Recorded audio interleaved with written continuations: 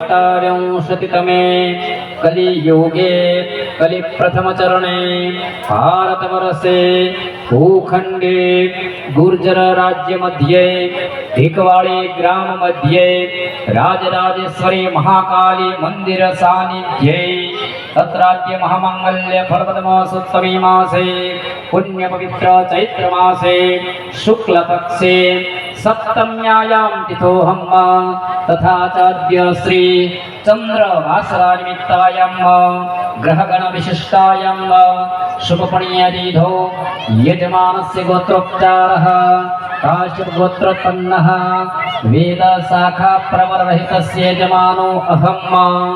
दरेक यजमानोए पोतानी अटक साथे मनमा नाम बोली जाजो।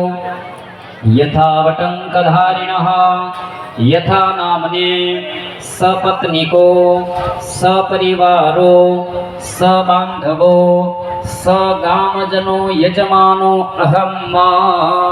दरेक यजमानोए बोलवानुं छे। बोलो मम मम श्रुति श्रुति स्मृति स्मृति शास्त्र शास्त्र वेद वेद पुराण पुराण कथित कथित पुण्य पुण्य फल फल बल बल प्राप्ति प्राप्ति अर्थ अर्थ तथा तथा मम मम परिवार परिवार जनानां जनानां शरीरे शरीरे आयुः आयुः आरोग्य आरोग्य ऐश्वर्य ऐश्वर्य अभिवृद्धि अशुभ लक्ष्मी लक्ष्मी क्षयार्थं शुभ शुभ लक्ष्मी लक्ष्मी प्राप्ति प्राप्ते अर्थम् अर्थ तथा तथा मम मम व्यापारे व्यापारे उन्नति उन्नति प्रगति प्रगति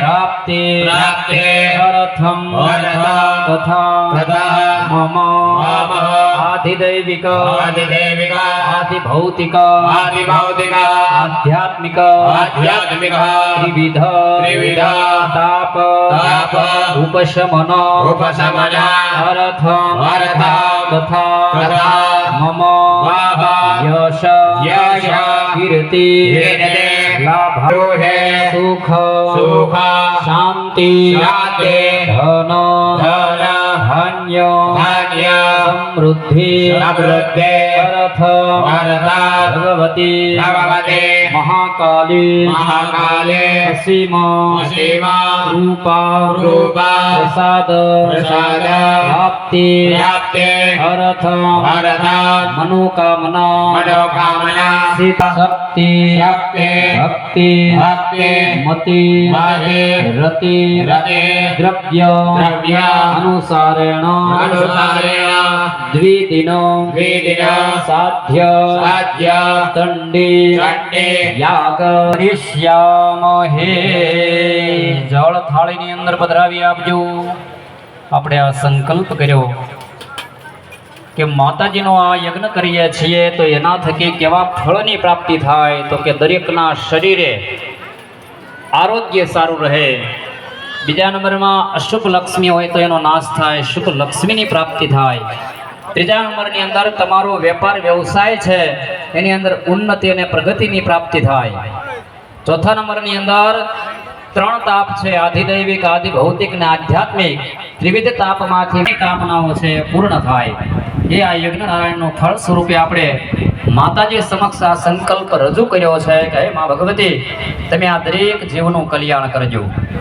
ફરીવાર દરેક ભાઈઓએ જળની ચમચી ભરી રાખવાની છે બેનો।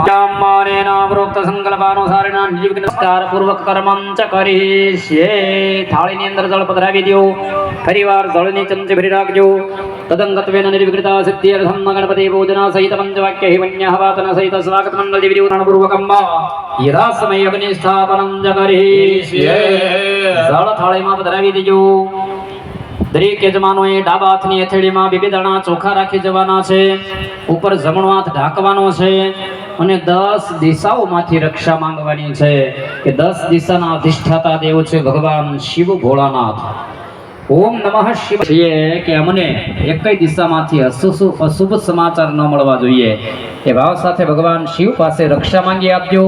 હરિ ઓમ રક્ષો વિશ્વચરે ખણિરધિયો નિમયો હતે દ્રોણે રથો દિશમ સર્વેષાં વિરોધેન પૂજા કર્મ સમારભે. ત્યારબાદ જમણા હાથની હથેળીમાં ચોખા માથા ફરતે એવં દસ દિશો રક્ષે ચામુંડા સવવાહન. દરેક ભાઈઓએ ડાબા પગની પાની 3 વાર જમીન ઉપર પછાડવાની છે. બહેનોએ 3 વાર તાળી પાડી આપવાની છે. તાતત્રયમ કુર્યાત તાલત્રયમ કુર્યાત. બહેનોએ 3 વાર તાળી પાડવાની છે. શત્રુ હારે નહીં આ ખબર પડી જાય આમ જોશું ત્યાં પણ એક ક્રોધ ન ઉત્પન્ન થવો જોઈએ.